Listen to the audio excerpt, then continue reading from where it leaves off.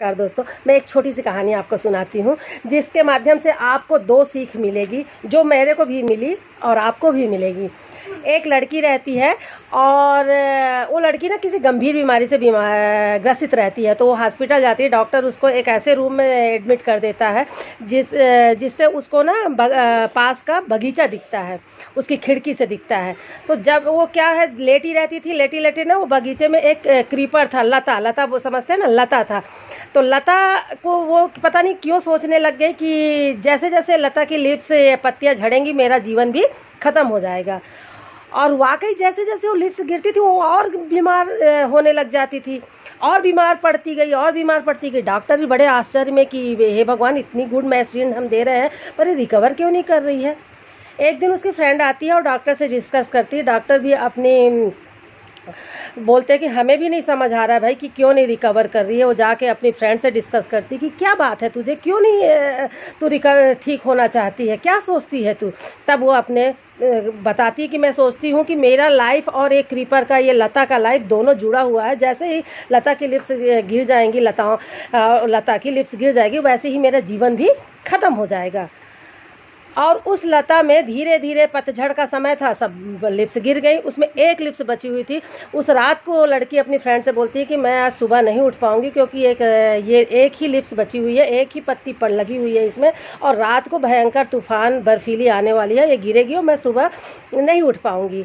ये दोनों का वार्तालाप को ना फर्स्ट फ्लोर में उनके एक अंकल जी रहते थे, बुजुर्ग थे, वो सुनते हैं। वो बहुत बड़े पेंटर थे, उनकी पेंटिंग बहुत अच्छी रहती थी। वो सोचते हैं कि इसे बीमारी तो कम है, ये सोच ऐसे रही है क्योंकि लता और उसकी बीमारी का कोई संबंध ही नहीं था। ठीक है, बीमारी है वो तो समझ आ रही है, परंतु ये कह रही कि वो लिप्स जैसे ही गिरेगी वैसे ही मैं मर जाऊंगी, ये क्या बात है करके।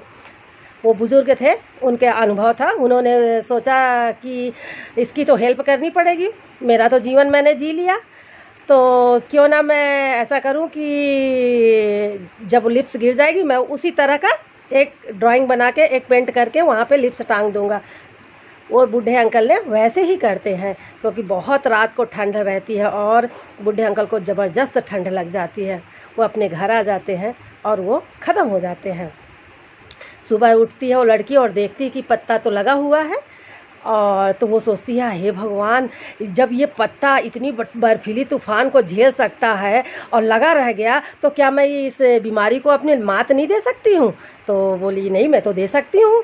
और उसमें एक जीने की आशा जागती है और वो मतलब पॉजिटिव सोचने लग जाती, क्योंकि खेल तो पूरा सोच का ही था उसका। दवाइयाँ तो चल रही थी, वो रिकवर हो जाती और ठीक भी हो जाती, पर वो यहाँ ऐसे गंदी बातें सोच रही थी कि मैं ठीक ही नहीं होंगी, तो कहाँ से ठीक हो पाती। वो अच्छा सोचने लग गई, वो रिकवर करने लग गई, अच्छी होने लग गई, मतलब कि उसका बीमारी दूर होने लग गई। उसकी फ्रेंड आती है और एक दिन बोलती है कि दोस्त, वो जो ऊपर में अंकल रहते थे वो तो ख़त्म हो गए करके। तो वो थोड़ी दुखी तो होती है, पर बाद में वो बोलती है ठीक है, क्योंकि एज हो रही थी तो ख़त्म हो गए। फिर वो नॉर्मल हो जाती है और थोड़ी दुखी होने के बाद वो नॉर्मल हो जाती है और वो ठीक हो जाती है। तो बाद में वो उसकी दोस्त उसके पास आके बताती है कि जो तू लिप्स का अपना कनेक्शन जोड़ के रखी हुई थी लाइफ से, वो तेरा गलत था। वो अंकल जो थे ना, वो ड्राइंग करके वहाँ पे लिप्स बनाए, तेरे लिप्स जो तू उसमें लगी हुई थी क्रीपर में, वो लता में जो लिप्स लगी थी वो तू रात को ही झड़ गई थी। पर वो अंकल गए और वो वहाँ पे पेंटिंग करी और तुझे पता नहीं चला और तू सोची कि ये वही वाला पत्ती है करके। तो दोस्तों, इस कहानी से ना मुझे दो चीज़ें सीख मिली और शायद आप लोग को भी समझ आ गई कि एक तो जब भी हमें मौका मिले किसी की मदद करने का, तो प्लीज़ पीछे मत हटिए, क्योंकि ये ऐसी पूजा है ना, ऐसी पूजा है जिसका आशीर्वाद ना आपका, मतलब आप किसी महायज्ञ से नहीं पा सकते। सच बता रही हूँ मैं, आप महायज्ञ से नहीं पा सकते। जो आप किसी की सेवा करेंगे और आशीर्वाद लेंगे, दुआ करेंगे ना, उससे किसी ने, देखो बुजुर्ग अंकल ने सोचा और उसकी हेल्प करके अपनी जान तक दे दी। दोस्तों, हम लोग एक छोटी सी हेल्प नहीं करते किसी की, ये विचारणीय है दोस्तों आज के डेट में, आज के समय में। और दूसरी बात यह है कि हम जब भी सोचें तो पॉजिटिव सोचें, गलत सोचने से कोई मतलब नहीं है, क्योंकि उसका कहीं कोई सिर पैर होता ही नहीं है और हम उसको ना बनाते जाते हैं भूत का भूत, भूत का भूत बनाते जाते हैं, जबकि वो ऐसा होता नहीं है। तो क्यों ऐसा सोचना, है ना।